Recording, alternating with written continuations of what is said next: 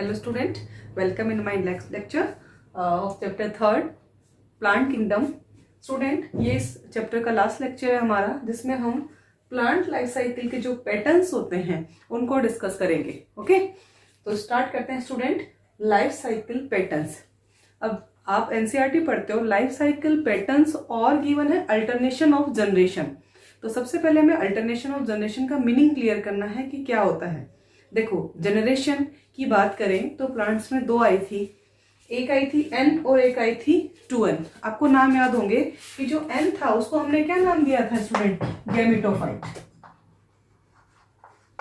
N को हमने नाम दिया था गैमेटोफाइट, ठीक है, और 2n को क्या नाम दिया था, स्पोरोफाइट।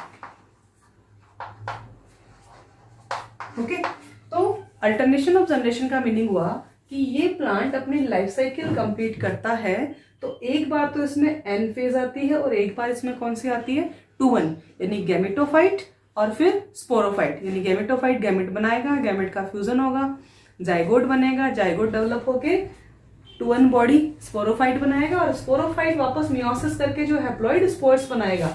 ये जो स्पोर्स बनेंगे ये कौन से होंगे, हैप्लॉइड, और उसके बाद में वापस क्या बन जाएगी, हैप्लॉइड बॉडी। तो इस तरह से क्या चला स्टूडेंट, अल्टरनेशन ऑफ जनरेशन चला। ओके, तो ये सभी में है। आपने एल्गा से शुरू किया था ना, एल्गा से शुरू करके हम लास्ट में जब हम एंजियोस्पर्म्स तक आते हैं तो वहां तक अल्टरनेशन ऑफ जनरेशन थी। बट ये जो जनरेशन है, कहाँ कौन सी जनरेशन जो है वो डोमिनेंट है, ज्यादा टाइम तक अपने आप को शो करती है, इसके अकॉर्डिंग हम कैटेगराइज करते हैं लाइफ साइकिल पैटर्न्स को into 3 categories. That is haplontic life pattern, diplontic life patterns and haplodiplontic life patterns. बहुत इजी है समझना इनको, बस एक बार आप ध्यान से देखें और एक बार अपनी बुक पढ़ें, सारे डाउट क्लियर हो जाते हैं। ओके स्टूडेंट, तो हैप्लॉन्टिक में देखिए, मैंने एक थोड़ा सा अलग कलर से शो किया है। ये पूरा एक पाई बनाया मैंने, पूरा एक सर्कल बनाया। ओके, इसमें स्टार्टिंग हैप्लॉन्टिक लाइफ साइकिल का मीनिंग हुआ जिसमें जो डोमिनेंट फेज है वो कौन सी होगी, गैमेटोफाइट। डोमिनेंट का मीनिंग है कि पूरी लाइफ साइकिल में आपको जो मैक्सिमम टाइम तक ऑब्जर्वेबल फेज होगी या विजिबल फेज होगी वो कौन सी होगी, गैमेटोफाइट, एन फेज। तो नाम क्या दे दिया, क्योंकि एन मतलब हैप्लॉइड, तो इसको नाम क्या दे दिया हमने, हैप्लॉन्टिक लाइफ पैटर्न्स। अब कैसे समझे इसको, सबसे पहले गैमेटोफाइट बॉडी से शुरुआत हुई।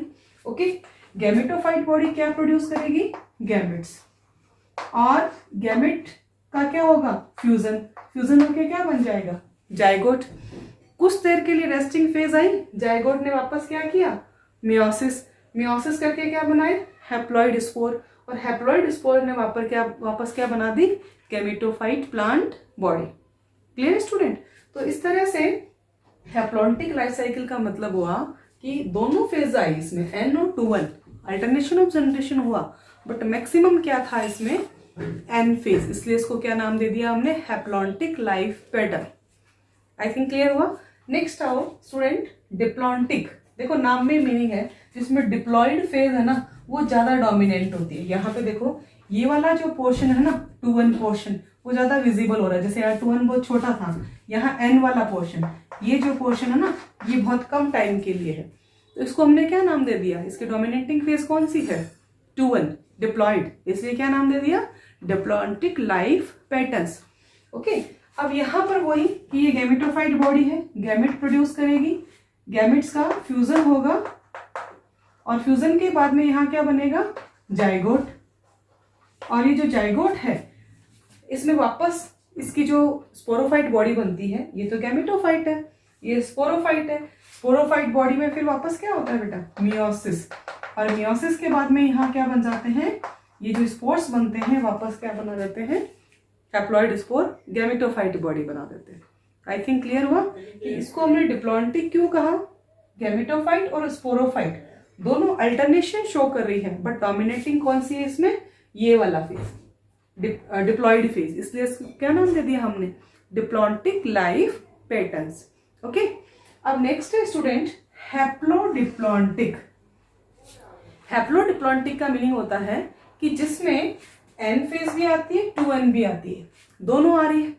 वहां आपने देखा कि 2n बहुत छोटी है, यहाँ 2n बहुत बड़ी है, लेकिन यहाँ पे आप देखते हो तो हैप्लॉइड और डिप्लॉइड मीन्स गैमेटोफाइट और स्पोरोफाइट। अब देखो ये जरूर याद रखना, n का मतलब गैमेटोफाइट, 2n मतलब स्पोरोफाइट। तो आप देखोगे कि गैमेटोफाइट और स्पोरोफाइट दोनों जो जनरेशन है ना वो नियर बाई इक्वल अपने आप को शो करती है, मीन्स गैमेटोफाइट और स्पोरोफाइट लगभग इक्वल फेज में चलती है। तो हम इस पैटर्न को क्या नाम दे देते हैं, हैप्लोडिप्लॉन्टिक लाइफ पैटर्न। क्लियर। देखो अब यहाँ पे वही गैमेटोफाइट है, गैमेट प्रोड्यूस करेगी, ओके, गैमेट प्रोड्यूस करेगी तो गैमेट का फ्यूजन भी होगा, यानी सिनगेमी भी होगी, फ्यूजन होते ही क्या बन जाएगा, जाइगोट, जाइगोट डेवलप होके क्या बनाएगा, स्पोरोफाइट बॉडी, स्पोरोफाइट बॉडी की फिर कुछ स्पोर मदर सेल, क्योंकि अब ये देखो पैटर्न्स तो आपने पढ़ लिए थे ना सारे, तो आई थिंक क्लियर होंगे कि वो स्पोरोफाइट बॉडी जो होती है उसकी कुछ मदर सेल्स होती है, स्पोर मदर सेल, वो क्या करेगी यहाँ पर मियोसिस, और मियोसिस करके क्या बनाएगी वो हैप्लॉइड स्पोर, और वो हैप्लॉइड स्पोर वापस क्या बना देंगे, haploid body, that is gametophyte. तो स्टूडेंट ये हमारे क्लास टॉपिक था इस चैप्टर का, बहुत इंपॉर्टेंट है ये कि जो लाइफ पैटर्न्स होते हैं इनके नाम ऐसे क्यों हैं, इसको हैप्लॉन्टिक, डिप्लॉन्टिक और हैप्लोडिप्लॉन्टिक क्यों कहते हैं। ओके, अब एक क्वेश्चन और आता है कि इसमें क्वेश्चन किस तरह से पूछे जाते हैं। देखिए जब आप अपने एग्जाम में बैठते हैं, होम एग्जाम या और दूसरे एग्जाम की बात करो तो डेफिनेशन पूछ लें सिंपल आपसे, या पैटर्न डिपिक्ट करना पूछ लें, लेकिन जो नीट का एग्जाम होता है स्टूडेंट उसमें आपसे ये पूछा जाता है कि यहाँ जो जाइगोट है ना हैप्लॉन्टिक में, उसने कौन सा डिवीजन शो किया, तो आंसर होगा मियोसिस किया। क्यों करना पड़ा मियोसिस, क्योंकि उसको हैप्लॉइड स्पोर बनाने हैं। तो ऑब्वियस है कि जब हैप्लॉइड बॉडी बनानी होती है तो डिवीजन कौन सा होता है, मियोसिस होता है। दूसरा यहाँ पर आपसे पूछे कि जो जाइगोट है, यहाँ पर जैसे फ्यूजन होते ही जाइगोट बन गया था, ओके, अब इस जाइगोट को कौन सी बॉडी बनानी है, स्पोरोफाइट बॉडी बनानी है, ठीक है। तो स्पोरोफाइट बॉडी बनानी है तो अपने आप को इसको डेवलप करना है, तो पहले ये क्या करता है, माइटोसिस करता है, माइटोसिस करके इसने पूरी ये स्पोरोफाइट बॉडी बना ली, 2n बॉडी बना ली। उसके बाद कुछ जो स्पोर मदर सेल होगी वो क्या करेगी, मियोसिस और स्पोर्स बना के गैमेटोफाइट बॉडी बना देगी। क्लियर है। तो यहाँ पर जाइगोट अपने आप को कैसे डिवाइड करता है, स्पोरोफाइट बॉडी बनाने के लिए वो पहले माइटोसिस करता है, माइटोसिस करके स्पोरोफाइट बॉडी तैयार होती है। उस स्पोरोफाइट बॉडी में बाद में कुछ पर्टिकुलर सेल्स क्या परफॉर्म करती है, मियोसिस, और क्या बन जाते हैं, हैप्लॉइड स्पोर्स। अब यहाँ पर क्या था, स्पोरोफाइट बॉडी ना के बराबर है, आई नहीं, बस जाइगोट को ही हमने कह दिया कि 2n फेज आई, तुरंत जाइगोट ने ही क्या कर दिया था, मियोसिस कर दिया था।